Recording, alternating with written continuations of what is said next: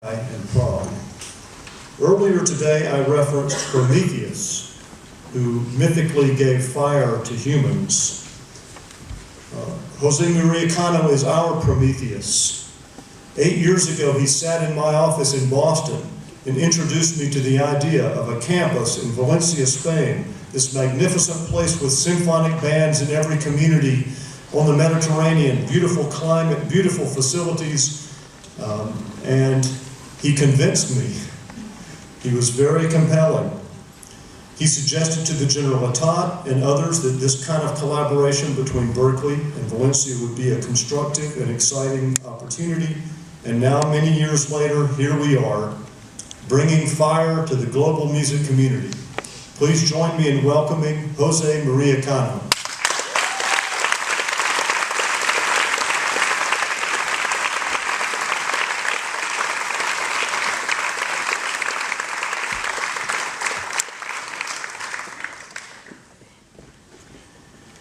Well, here we are in Valencia. I didn't write my speech. I thought that within Berklee, which is I think probably the most important jazz university in the world, it could be nice jamming with you, improvising. I was very, my life has been very providential, and I would say, being a songwriter, I've been other things, but I still feel as a songwriter, I could say that life rhymes. When I was making songs, there was always this lost verse that I didn't know how to rhyme, and in the end, something beautiful was coming to rhyme with that lost verse. And it is extraordinary how anecdotic and how, anecdotic or providential in a way, things can happen. I mean, it's literally like that. If it could have not been because a sequence of coincidences, now we will be sitting in Barcelona. And who wants to be sitting in Barcelona? So I was trained when I was a little kid. I was not trained as a musician. I was trained as a painter. I was going to study architecture. And I have an uncle here in Valencia that was my padrino, my godfather.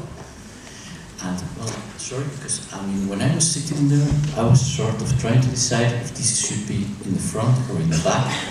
I was looking to all of you. I sort of thought that the right thing to do is to put it in the front, but probably I made a mistake with that decision.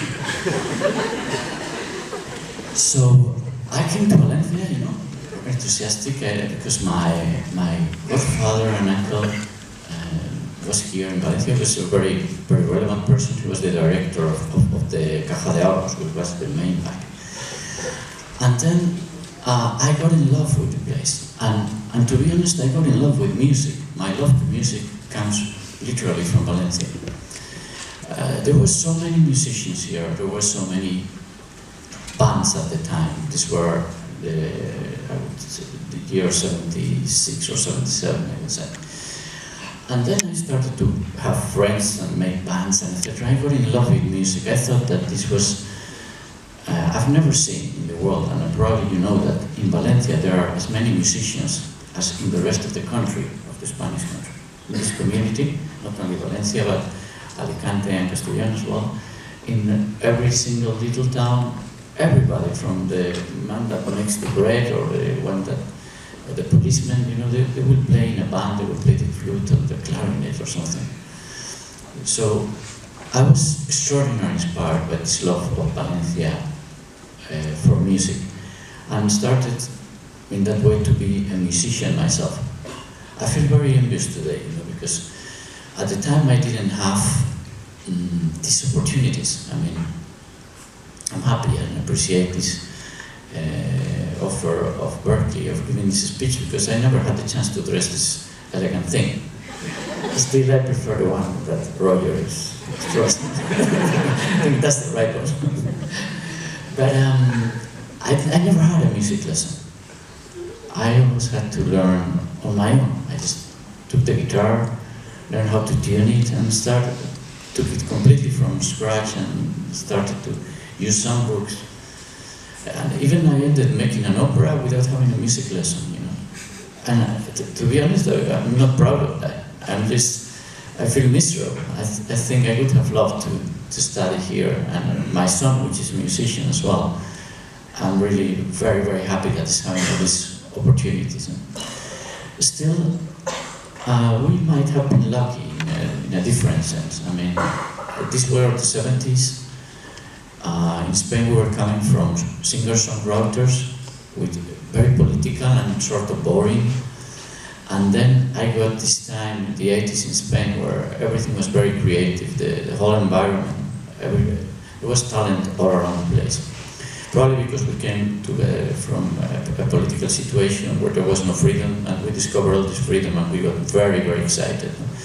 So basically everything was to be done. We didn't have a university of music. We couldn't study electric guitar. There was no way of doing that as you can do today and get a degree after doing that. But everything was to be done. And now, I mean, you have the university, but definitely you are facing hard times. I think you are you're dignifying yourselves getting into the music world today. No, it's not an easy thing. When you register for Berklee, I think in a way you were sort of facing a desert, because now there is really music industry has to be reborn in a way.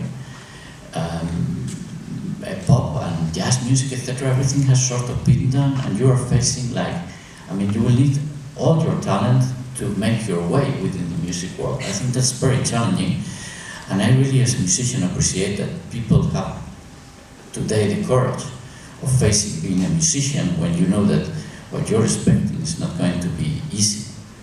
But then comes the importance of music, you know, and this kind of, I'm sure it happened to you because it happened to me, this kind of inner voice of, you know, you don't care about your future, you care about being a musician, which is probably one of the best things one can be, you know, or probably the best thing one can be.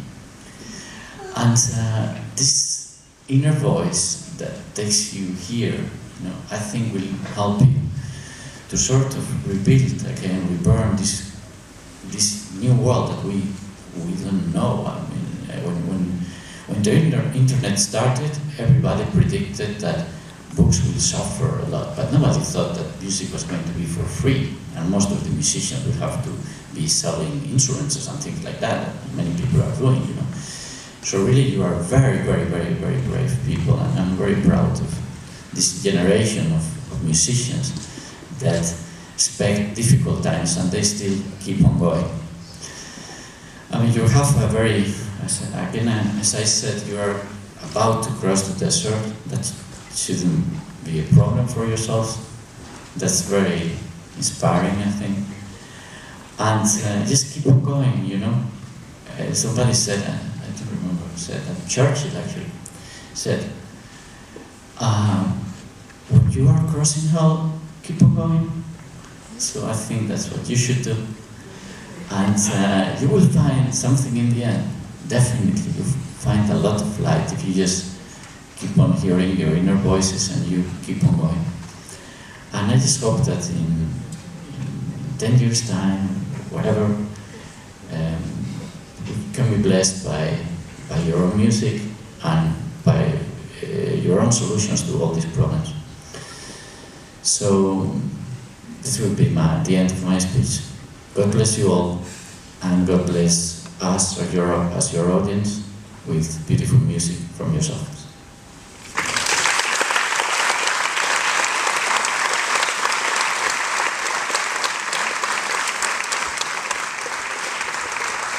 Thank you, Mr. Cano. It's an honor to have you here with us today. At this time, we will now honor 3 students that have been selected from each program to receive the first ever awards for excellence in graduate study at Berklee, Valencia. The entire faculty from each program together selected one from so many talented students that distinguished themselves in the classroom, demonstrated superior artistry and creativity, as well as potential in their chosen field of study. I now ask that Professor Victor Mendoza, Program Director of Contemporary Studio Performance, come to the front of the stage